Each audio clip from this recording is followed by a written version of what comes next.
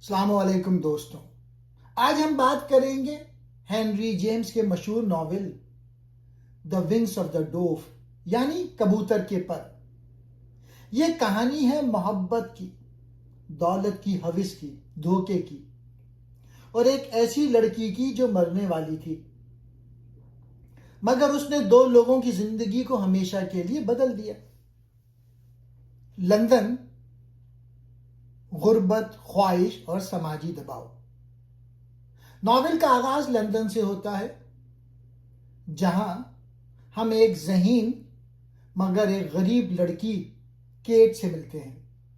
Kate ایک ایسے خاندان سے تعلق رکھتی ہے جو سماجی طور پر ٹوٹ پھوٹ کا شکار ہے۔ اس کے والد لاپرواہ اور غیر ذمہ دار ہیں۔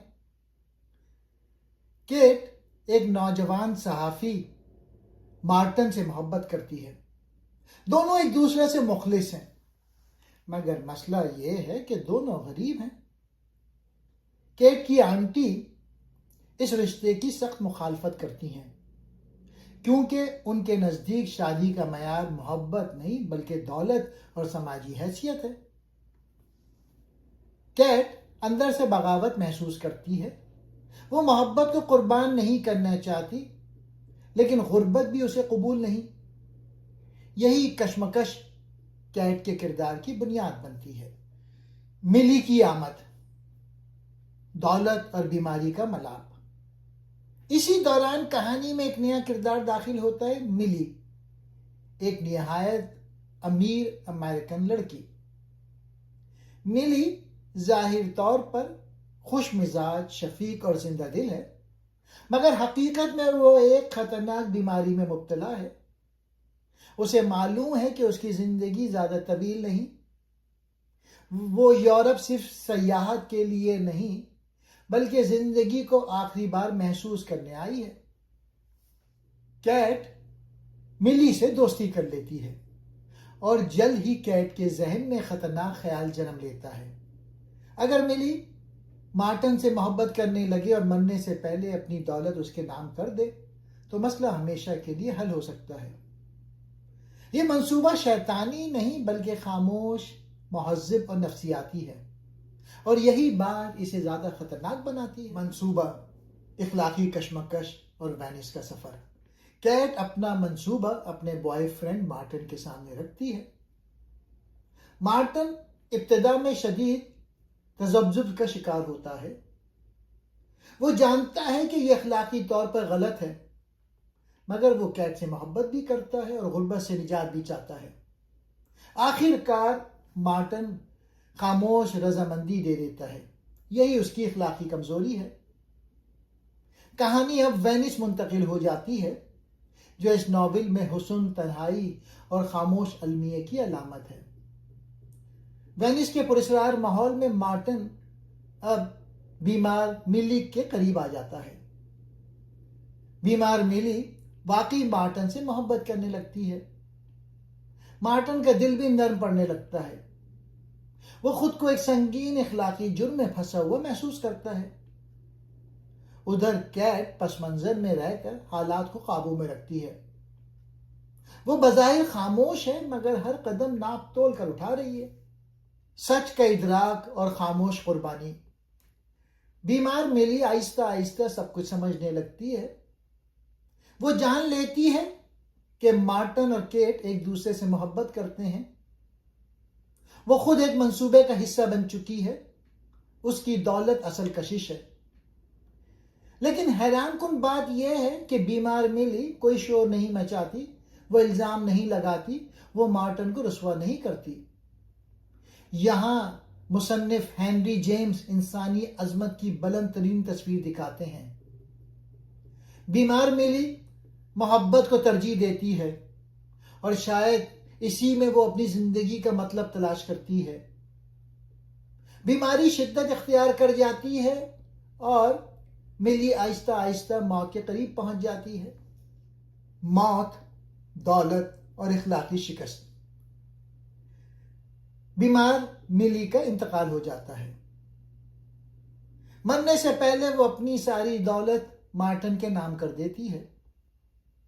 یہ لمحہ کہانی کا سب سے طاقتور اخلاقی دھچکا ہے۔ مارٹن کے پاس اب وہ سب کچھ ہے جس کی اسے خواہش تھی، دولت، آزادی، مستقبل، مگر اس کا دل خالی ہے، ضمیر اسے ملامت کر رہا ہے۔ مارٹن کیٹ سے کہتا ہے کہ اگر وہ اس دولت کو قبول کرے تو وہ اس کے ساتھ رہے گا، لیکن کیٹ انکار کر دیتی ہے۔ شاید اب وہ خود بھی جان چکی ہے کہ دولت محبت کو زندہ نہیں کر سکتی۔ ناول اس مقام پہ ختم ہو جاتا ہے جہاں ملی اخلاقی طور پہ فتح یاب ہے، مارٹن اور کیٹ زندہ مگر اندر سے شکست خوردہ ہیں۔ یہ ناول ہمیں سکھاتا ہے کہ دولت وقتی سہارا ہے، دائمی نجات نہیں۔ اصل سزا قانون نہیں، ضمیر دیتا ہے۔ یہ ناول انسانی نفس کی گہرائیوں میں اترنے والا ایک عظیم ادبی شاہکار ہے۔ ادب صرف کتابوں میں نہیں ہوتا، یہ ہمارے گھروں، گلیوں اور رشتوں میں زندہ ہوتا ہے۔ اگر ہم اس ناول کے کردار کو غور سے دیکھیں تو ہمیں اپنے ارد گرد ہی نظر آئیں گے۔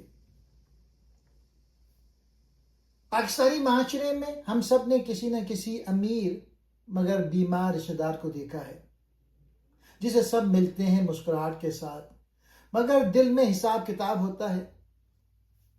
ملی اسی کردار کی نمائندہ ہے، جو جانتے ہوئے بھی محبت بانٹتی ہے اور شکوہ نہیں کرتی۔ مارٹن ہمارے سوسائٹی کا وہ نوجوان ہے جو محبت بھی چاہتا ہے اور مالی تحفظ بھی۔ وہ جانتا ہے کچھ غلط ہو رہا ہے، مگر حالات کا بہانہ بنا کے خاموش رہتا ہے۔ یہی وہ طبقہ ہے جو کہتا ہے دل تو نہیں مانتا مگر مجبوری ہے۔ کیٹ، عملی مگر بے رحم سوچ۔ کیٹ ہمیں اس سوچ کی یاد دلاتی ہے جہاں شادی محبت نہیں، سیکیورٹی پلان بن جاتی ہے۔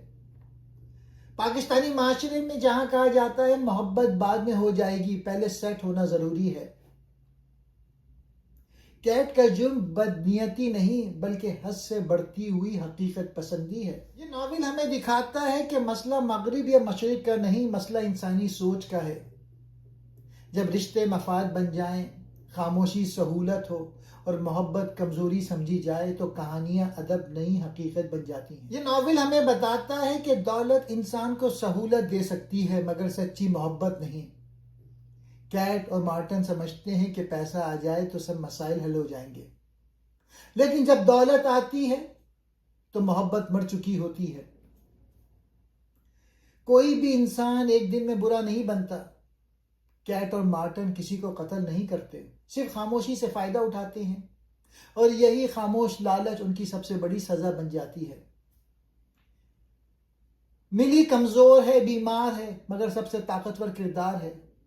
وہ سچ جاننے کے باوجود بدلہ نہیں لیتی، وہ مر کر بھی انسانیت کا معیار بلند کر دیتی ہے، یہی اس کے پر ہیں۔ مارٹن کے پاس دولت آ جاتی ہے مگر نیند چلی جاتی ہے، کیونکہ اصل عدالت انسان کے اندر ہوتی ہے، اور اس عدالت سے کوئی بری نہیں ہوتا۔ جہاں محبت میں حساب داخل ہو جائے وہاں رشتہ باقی نہیں رہتا۔ کیٹ کی خاموش چالاکی اور مارٹن کی کمزوری محبت کو کاروبار بنا دیتی ہے، نتیجہ تنہائی ہے۔ ملی مر جاتی ہے مگر اخلاقی طور پہ زندہ ہے۔ کیٹ اور مارٹن زندہ ہیں مگر اندر سے مر جاتے ہیں۔ اصل کامیابی وہ نہیں جو ہاتھ میں نظر آئے، بلکہ وہ ہے جو ضمیر قبول کر لے۔ یہ ناول سوال چھوڑ جاتا ہے، کیا ہم کامیاب ہونا چاہتے ہیں یا انسان بننا؟ بس کہ دشوار ہے ہر کام کا آسان ہونا، آدمی کو بھی میسر نہیں انسان ہونا۔